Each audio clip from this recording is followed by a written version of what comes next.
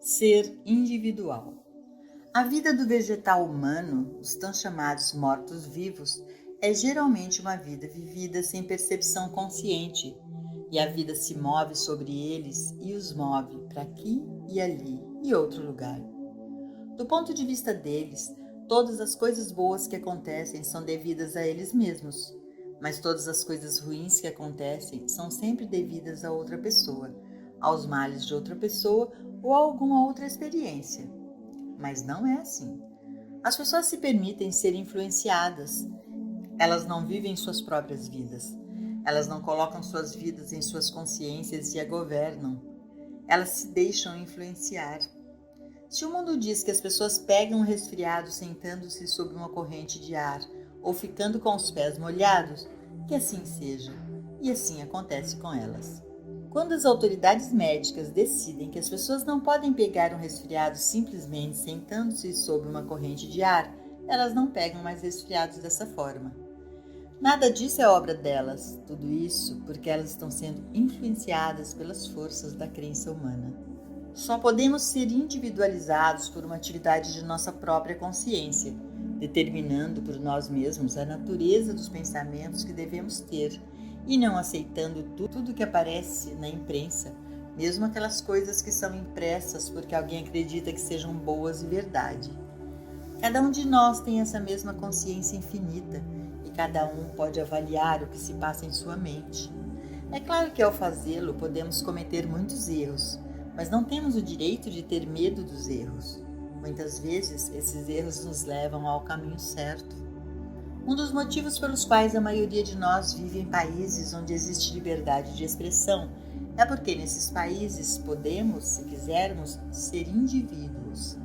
Não há ninguém nos dizendo como pensar, quando pensar e no que pensar.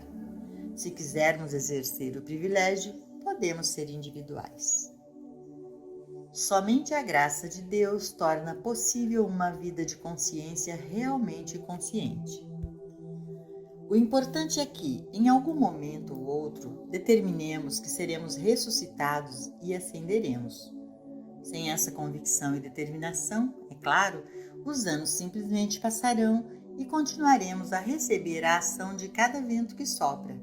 Mas em um determinado momento em que podemos aceitar a verdade de que a ressurreição de Cristo Jesus foi uma lição, não um discurso e não uma palestra, então podemos começar o processo de permanecermos conscientemente na palavra, deixando que a palavra permaneça em nós conscientemente, até que, em um momento em que não pensamos, de repente acontece. O Filho do Homem vem. Mateus 24, 44. A experiência real da ressurreição vem e, por fim, a da ascensão. Por nós mesmos, não podemos escolher fazer isso. Eu digo a você com muito pesar. Digo isso com muita tristeza, depois de ter testemunhado por mais de 30 anos que é assim. Por nossa própria vontade, não podemos nem mesmo decidir viver conscientemente. Não podemos decidir permanecer na palavra e deixar que a palavra habite em nós. Não podemos fazer isso. É apenas pela graça de Deus, é apenas quando somos tocados que algo dentro de nós responde e dizemos: posso começar, ou vou começar, ou este é o caminho. Cada um, por sua vez, aguarda o momento em que o Espírito de Deus o toca e o desperta para as possibilidades da vida espiritual. Mesmo assim, é dado a nós começarmos lentamente. Provavelmente podemos começar lendo ou ouvindo a verdade 30, 40 ou 60 minutos por dia. Mais do que isso, é muito difícil de aceitar no início. Eventualmente, à medida que persistimos, passam-se 2 horas, 3 horas e finalmente alcançamos a meta. Orar sem cessar. 1 Tessalonicenses 5,17. Orar sem cessar, conhecer a verdade sem cessar, permanecer na palavra sem cessar, dia e noite, sempre viver conscientemente e nunca viver, nem mesmo por um momento durante o dia, de forma a permitir que a mente humana faça o que quiser conosco. Tornando-se uma lei para si mesmo. Alguns anos atrás, houve uma tentativa de trazer a percepção subliminar para a publicidade. Era um sistema pelo qual os pensamentos eram projetados na consciência individual. Uma pessoa não a ouvia e não via, mas de repente dava um pulo da cadeira e sentia que devia ter um saco de pipocas e uma garrafa de Coca-Cola. Isso realmente aconteceu em experimentos. Ninguém sabia por que ela teve esse desejo repentino. Ela apenas tinha que fazer isso. Todos os seres humanos têm o desejo de fazer coisas e pensar coisas que sabem que não são boas para eles. E quando não conseguem controlar esse desejo, tornam-se vítimas dele. Isto ocorre porque vivemos por séculos permitindo que as crenças universais do mundo nos influenciassem e que tivessem poder e jurisdição sobre nós. Vivemos de modo a permitir que a ignorância, a superstição e o medo nos governem, embora nada disso seja necessário. Não é necessário ser vítima de ignorância, superstição e medo.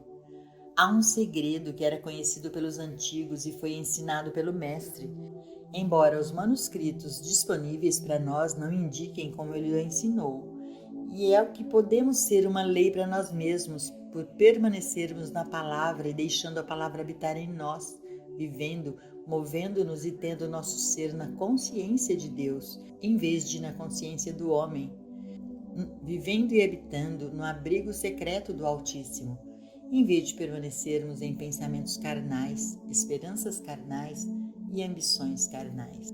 O impulso interior para a realização de Deus. Em algum momento de nossas vidas, quando estamos preparados para aceitá-la, a verdade nos é apresentada e a partir desse momento não temos escolha. Devemos aceitá-la, mesmo com hesitação a princípio, mesmo que no início a peguemos e descartemos, peguemos de novo e larguemos de novo, e mesmo que no início possa ser por 1 hora por semana ou 1 hora por dia. Independente de quão hesitante ou lento seja o início, Ele, o Espírito de Deus dentro de nós, não nos deixará em paz e continuará a nos incomodar e atormentar até finalmente alvorecer. Essa foi a experiência de Saulo de Tarso. Quando ele voluntariamente abriu mão de sua cidadania livre para viver entre os hebreus na Terra Santa, não é que ele não amasse a liberdade, era apenas que algo dentro dele o estava compelindo a encontrar Deus. E pelo que ele sabia na época, o único lugar onde Deus poderia ser encontrado era em Jerusalém. O estranho é que isso era verdade, só que de início ele foi para a parte errada de Jerusalém, porque ele não conhecia outra. Então ele foi ao templo e aprendeu a letra da verdade, aquela que mata. Mas operando em sua consciência o tempo todo em que estava trabalhando e estudando no templo, estava este impulso para a verdade. E mesmo que ele não pudesse reconhecê-lo no mestre ou nos ensinamentos do mestre, no entanto, o impulso para a verdade estava lá e, eventualmente, ele o encontrou. Ele foi conduzido para fora daquele templo. Ele foi conduzido da letra da verdade para a experiência. Mas nunca nos esqueçamos de que, em todos aqueles anos de sua liberdade e os anos de sua vida em Jerusalém, houve uma atividade em sua consciência, levando-o à verdade, a ponto de estar disposto a abrir mão de sua liberdade. Havia algo que o conduzia. Esse impulso existe, mas não vem em virtude do homem, vem em virtude de Deus. Jamais nos leva na direção errada. Somos nós que, em nossa ignorância, nos permitimos ir na direção errada. Mas, em última análise, mesmo assim, nos leva àquilo que interiormente buscamos, e isso é a realização de Deus. Para cada um de nós, independente do caminho que estamos seguindo na Terra, o objetivo é a realização de Deus. A liberdade no caminho infinito. Ninguém que lê esta carta descansará até que a meta seja alcançada, e essa meta é a realização de Deus. É por essa razão que na mensagem do caminho infinito, cada um não apenas é livre quando chega a ele, mas é igualmente livre quando se vai. Ninguém está vinculado a esta mensagem por filiação, obrigação, dever ou por qualquer outro motivo, porque esta mensagem reconhece, acima de tudo, que nenhuma pessoa está buscando esta mensagem. Ela está buscando a realização de Deus, E se esta mensagem pode ser uma ajuda para ele no caminho, ele é bem-vindo. Foi o caminho por onde eu vim, e é apresentado como uma ajuda para todos aqueles que podem ser conduzidos a ele e por nenhum outro motivo. Não é para comprometer ninguém como membro, como um dever ou uma obrigação. Quando chegar o dia em que eu não estiver visivelmente presente, não deixe ninguém fazer você acreditar nas virtudes de organizar este ensino, ter membros e unir-se para obter maiores benefícios disso, porque não há benefícios de se unir ou de associações. A única união que traz algum benefício a alguém é a união com Deus. Sua unidade consciente com Deus é sua salvação. Esta mensagem pretende ajudar aqueles que são receptivos e responsivos a ela, mas ajudá-los e não tirá-los da liberdade, mas deixando-os em sua liberdade. Lembre-se sempre disso, e aqueles de vocês que são muito jovens, por favor, lembrem-se nas gerações vindouras, se alguém tentar convencê-los de como seria maravilhoso se unir para construir um monumento ao professor ou obter uma bênção maior de Deus para você. Haverá muitos bons motivos para isso ser feito, mas você foi ensinado nesta mensagem que o segredo da vida é a consciência, sua consciência individual. Sua consciência em sua unidade com Deus é infinita e suprema, não sua consciência em união com outros homens e mulheres, sua consciência em unidade com Deus. Podemos nos unir em meditação e encontrarmos uma força maior, mas esta união na meditação não tem nenhuma obrigação humana em relação a ela, absolutamente nenhuma. Deixe que este trabalho resulte para sempre na sua liberdade, na liberdade de quem o frequenta, de modo que, onde quer que haja um oásis de meditação, esteja certo de que todos os que nele vêm meditar são livres para meditar de acordo com sua orientação espiritual. Se ele quiser sentar-se em uma cadeira, dê-lhe as boas-vindas. Se ele prefere um travesseiro no chão, que fique com ele. Semear para o espírito leva à ascensão. A Páscoa deve ser uma experiência de ressurreição. É uma experiência de liberdade completa de todas as limitações humanas. Nós nos preparamos para essa experiência a cada momento de nossa vida. Assim como no plantio de árvores frutíferas, o objetivo é ter frutos. Então, a preparação para a experiência final da frutificação é o plantio da semente, da chuva, do sol, do fertilizante. Assim é conosco, permanecendo na palavra das Escrituras, permitindo que a palavra habite em nós conscientemente, renovando nosso entendimento a cada momento e permanecendo conscientemente na verdade, produzimos frutos espirituais. Deixando-nos ficar mentalmente inconscientes, colhemos as sementes da mente carnal, e o fruto que produzimos é carnal. Porque o que semeia na sua carne, da carne ceifará a corrupção, mas o que semeia para o Espírito, do Espírito ceifará a vida eterna. Gálatas 6:8. Semear é uma atividade da consciência. Não podemos semear sem permanecermos na verdade. Não podemos semear sem uma atividade da consciência em andamento. Portanto, sejamos cuidadosos para não deixarmos a mente ficar ociosa, de modo que ela pegue cada semente que está voando no ar. Mas vamos manter a mente ativa, permanecendo na verdade, para que possamos semear para o Espírito. E então, na Páscoa, isto é, em um determinado dia ou momento, ocorre uma experiência de ressurreição. Pode não ser no dia denominado Páscoa. Cada um de nós tem o seu próprio dia de Páscoa. Cada um de nós tem um momento real de experiência em que é ressuscitado, no qual o nosso velho homem está morto, e há um período de 3 dias após o qual o eu levanta este templo novamente. E então há o período mais longo de preparação para a experiência final de ascensão. Para a experiência final de ascensão acima da mortalidade, ascensão à cristandade, mesmo enquanto aqui na Terra. Lembremo-nos sempre de que desde que Jesus atingiu a cristandade, ele estava nos transmitindo a verdade de que a cristandade é a medida de nossa experiência, nosso objetivo, nossa realização. Uma vez que tenhamos sido tocados, nunca mais poderemos descansar até que a tenhamos alcançado. É verdade que por muito, muito tempo todos nós vamos dizer: eu não afirmo ter atingido totalmente, mas vou repetir, dia após dia, que essa conquista é meu objetivo e que eu sei que eu o alcançarei apenas por uma atividade da verdade em minha consciência. Notas de gabinete. Seja uma testemunha da glória de Deus neste período de Páscoa.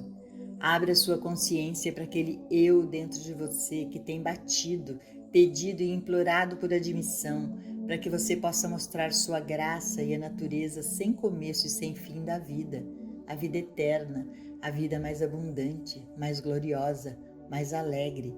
Essa é a nossa razão de ser. Alegria a você nesta Páscoa e sempre. Trechos gravados, preparados pelo editor.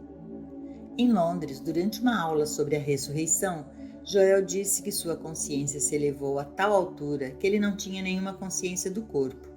A seguir, um trecho dessa fita que enfatiza o papel do corpo em nossa experiência e dá um novo significado à Páscoa. Domínio sobre o corpo. Você não está em seu corpo. Pode não parecer muito importante nesse momento, mas cedo ou mais tarde você descobrirá que é o segredo máximo da vida e aquele que produz a maior demonstração da vida espiritual. Não vivemos em nossos corpos. Você não pode encontrar nenhum de nós da cabeça aos pés. Não estamos ali, nem somos o corpo. Portanto, é sempre errado dizer estou doente, pois nunca estou doente. Esse corpo pode estar, mas não eu. Não eu, pois não estou naquele corpo para estar doente. Não estou por perto onde está a dor ou a discórdia. Eu não habito o corpo. Eu nunca estive ali. Eu vivo, me movo e tenho meu ser em Deus, não em um conceito material, não em uma tumba. Eu vivo, me movo e tenho meu ser em Deus, no Espírito.